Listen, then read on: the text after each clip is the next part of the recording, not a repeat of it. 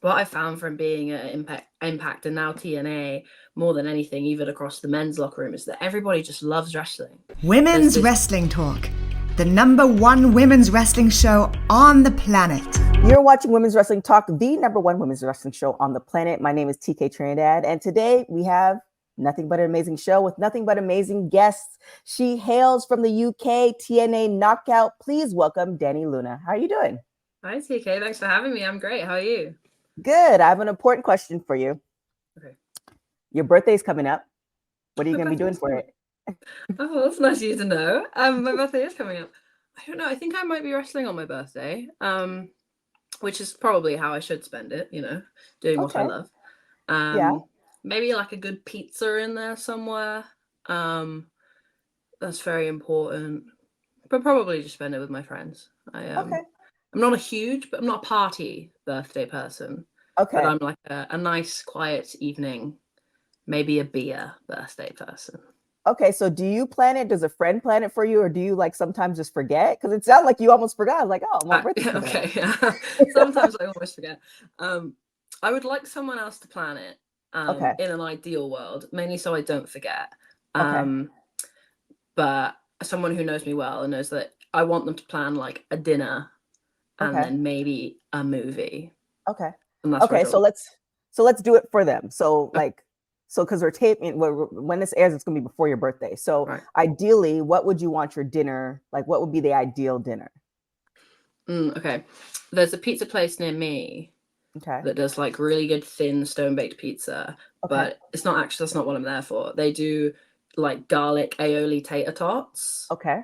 We don't really get tater tots in this country, so it feels like extra special treat. So I want to go there. And then they also do really nice beers in this place. So maybe we go from the table to the bar.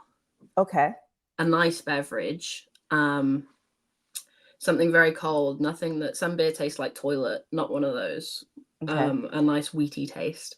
And then I want to maybe go home with like a pint of Ben and Jerry's. Like it. And then watch probably a movie I've already seen so that I don't feel bad if I fall asleep. Because I have had one beer and that's the sort of person I am. Okay. I like that. Sounds like that sounds like a solid birthday. Nothing too crazy. Nothing. So so we'll put that out, and you can tag your friends who you think should be able to be in charge of this. Yeah, it's not too much at all. But also what you might need with your birthday. So I noticed. So you're a member of Subculture, and what I've been told is that it represents 3 different music genres. So educate me as far as like what 3 bands should I listen to, and or for your birthday, like what music should they be playing? Oh, interesting. Okay, so my music genre of Subculture was punk rock. My favorite punk rock band of all time are a Californian band called Against Me. Okay. They're great. They're like they're not too heavy either. They're a nice time. They're awesome. Listen to them. I really like the Descendants. They're like an 80s punk rock band, same sort of California area, I think. They're great. Chuck them on.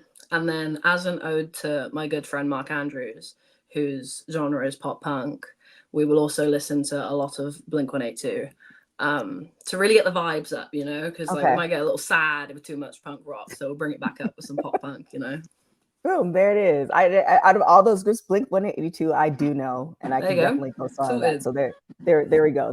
I like the education part. But let's get into the wrestling part of it. You signed with TNA in December. What was that feeling like? Because you didn't stop. For you guys who don't know, you were with NXT, you were at WWE. You didn't stop wrestling. You continued wrestling through it all, and now you're with TNA. So what was that feeling like when it happened?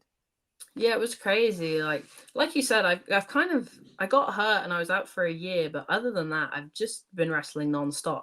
So like after I left WWE, I had a year straight of just wrestling on the independents. So it felt like a big deal, but it's because I had so much wrestling reps in me. It's easy for me to talk to myself and go, well, it's easy. You do this all the time. You kind of have to talk yourself down like that because it can be such a big, scary thing. So you have to kind of reason with yourself and be like, no, you do this all the time. There's just a bigger camera, a more expensive camera's filming you, but the rest of it's fine. But yeah, it was crazy. It was really nice. Obviously, I'd done a little bit of stuff with Impact before I was signed. So it was great to have that kind of trust in me, for them to sign me, and then to obviously have me on Hard to Kill, the first TNA pay-per-view in a long time. So it felt like a big step up in the right direction for me, and like a really nice way to get a lot of eyes on me that hadn't necessarily been on me before. A lot of my career is based in the UK, so it felt like a big jump into a huge pool being out in America where there's so many more people watching, you know? Yeah, I mean, it came at the perfect time. I mean, we had, Impact became TNA, so there's a lot of eyes with that. And then Hard to Kill, you're in the Ultimate X match, which is like, that was insane. So, looking back at it, obviously you didn't win, but what would you change in order to, secure your win for next year? I wouldn't have fallen off at the end. Or what I did say, I would have fallen off sooner so that I knew how it felt. Gotcha. Because the fear of falling off the Ultimate X is so much worse than falling off the Ultimate X. So I wish I'd have fallen off at the very beginning, so I could have been like, oh, okay, I lived. Now we can go balls to the wall. Gotcha. But I didn't, and I fell off at the end, and it really hurt, and then I lost. But I'm very up for doing another one. So, if we want to book another one, I'll put my hand in first. Okay, nice. I like it. And the TNA Knockouts locker room I personally think it's one of the best women's locker rooms around. What is it like to be part of that? Oh, it's incredible. Like, I honestly think it's definitely the most kind of supportive and knitted together locker room I've ever been in. Like, everyone just wants the best for everyone. And what I found from being at Impact and now TNA, more than anything, even across the men's locker room, is that everybody just loves wrestling. There's this overwhelming feeling of that everybody just loves wrestling, and everybody wants everybody to be great and to do good things. Everybody's always watching each other's matches and always trying to kind of help each other out. And I think that's such a unique bond that we all have. And I'm so lucky that I get to be a part of that. And honestly, before I was even signed, like, I felt like these girls took me in. They obviously seen something in me. They wanted to, get in the ring with me. They wanted to kind of help me step up that level, to help me get signed. And like, I can't thank them enough for how much kind of stock they put into me. I wrestled people like Deanna and people like Jordan before I even had a job here. So like, for them to give me as much as they did and put that trust in me before I was even technically a real knockout was such a good base for how it feels now to officially be here. They really set a good tone, and they've got such a good locker room of really kind of strong, empowering women that just kind of want the best for everyone. And I think it shows in the wrestling too. I think, we all kind of egg each other on, and I think that makes for the best kind of pro wrestling you can watch. Yeah, this is very true. So I think when you first started out, you had a match against Jody Threat, and then you ended up tagging with her. So is there a future as far as a tag team between you and her? I really hope so. I love Jody. She's one of my favorite people in the world. We're quite a funny pairing because she's very intense. She's a very wild and loud woman, and I'm quite chill. But I think we balance each other out nice. She kind of tells me when I need to be a bit more excited about things, and I tell her when to calm down. But yeah, I think she's great. I think she's such an incredible athlete too. We have a lot of the same views on wrestling and on the world, to be honest, morally. So it just feels kind of natural that that's where this is going. I trust her so much that I couldn't see anything but trying to push this and, become a proper tag team that people take seriously, and we can have, these great tag team matches and fight for the belts and hopefully win the belts. And I think that would just be a great way to kind of spend this year, would be putting it into me and Jody as a team. Yeah. So how does that work? Is it like, okay, like, we like each other, I think we're great, and then you present it to TNA, or like, how does it, like, because I see on the screen, it's like, okay, this makes sense, but I know you guys are like not official. So like, how does that Say like we're dating. I know, right? That's what it felt like. Like, do you like me? I like you. Yes, we like each other. Now we become a tag team. Yeah, no, that's kind of how it is. I guess like we do naturally just have a lot of chemistry. We're really good friends. Um, So and I think people just see that, whether it be Mm-hmm. backstage or on TV. I think it's very genuine. So then when it comes to like, oh, maybe we should be a tag team, no one's that surprised when you say it because they're like, oh yeah, Right. you guys hang out together all the time. Um, so like I think that it just kind of happened quite naturally. And I'm kind of really glad that I can do something, especially as my first kind of big stint in TNA as a signed Mm-hmm. knockout. I'm really glad I can do something that's very authentic and very kind of true to me because one, it's a lot easier to kind of just show who I am. Mm-hmm. And obviously, I have the support of one of my friends who's been here a little bit longer than me to kind of show me the ropes a little bit too. Um, so it's a really good position, I think, for me to be in. And me and Jody are just picking each other's brains constantly, coming up with new ideas. So I hope it can lead to something really cool. Yeah. I mean, you could be like something like the Commonwealth. That might be a little too cheesy. The Commonwealth. The I don't know, just I mean, The I'm Queen's also tag team. yeah, I'm also from Canada too, so I understand like when you're part of the Commonwealth, you can that passport takes you a lot of different places. I don't know, We love the something. passport, that's for sure. Yeah, that passport is all things. But we have a No Surrender coming up in New Orleans. So I mean, they've announced some of the matches. For yourself, is there a particular match that you want or that you want to see yourself in? Well, I know today they just announced the MK Ultra Wrestling Decay for the tag Mm-hmm. team championships. Yeah. Obviously, I have a lot of interest in that match. I think me and Jody are going to do everything we can to be kind of involved in that. Obviously, MK Ultra have jumped us twice now. I think we deserve a look in for those belts too. Okay. But obviously, they're due their fair rematch. I'm a good person. I will not doubt it. Mm-hmm. But moving on from there, I think we need to be kind of in the conversation a bit more. So hopefully, moving on from No Surrender, whoever the champions are coming out of that, they know exactly where to look, and that is to me and Jody. And I think hopefully a tag team championship match isn't too far away for us. Okay, I like it. So who are you wanting? Do you want MK Ultra to take it so you can like give them the beating that, They do they've kind deserve of it, yeah. right? Or do you want Decay and so you could take it from them? Like who would be your preference? The poetic justice would be MK Ultra. Okay. And they do deserve it.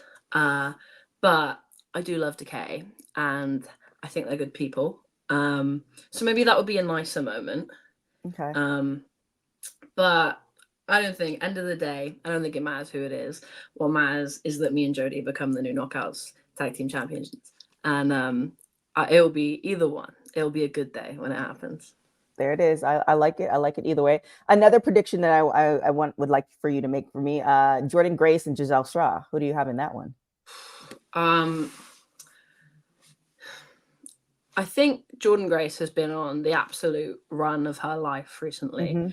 Obviously being in the Royal Rumble, winning the Knockouts Championship, all within about a week of each other. Just a crazy, crazy run she's on. I think it would be very hard for anyone to stop that momentum. But I do think Giselle Shaw is one of the best female wrestlers in the world. I wrestled her a lot. She used to live over here in the UK for a few years, and we wrestled each other loads. And my God, can that woman hit you? And you will know about it. And I think she has found this new way of carrying herself where she just does not let you, she doesn't take no for an answer. She will not be ignored. She is quintessential and she will let you know that. And I think right now, I think she is the only person that stands a chance at taking it off of Jordan. Can she do it? I'm not sure. I think it's a big, big fight to have, but it will be incredible either way. But I do think Jordan might walk out still the champion. Yeah, I mean, I think Giselle possibly with some shenanigans. Feel like it's 1-on-1, then maybe not. But I feel like when you have a little bit of a team backing you, it's there's anything is possible. Risky business, yeah. Yes, that's it. So you've been wrestling since 2016. Still kind of new to the game, but like, how has wrestling changed from then to now? I guess it's hard. I grew up in wrestling, really.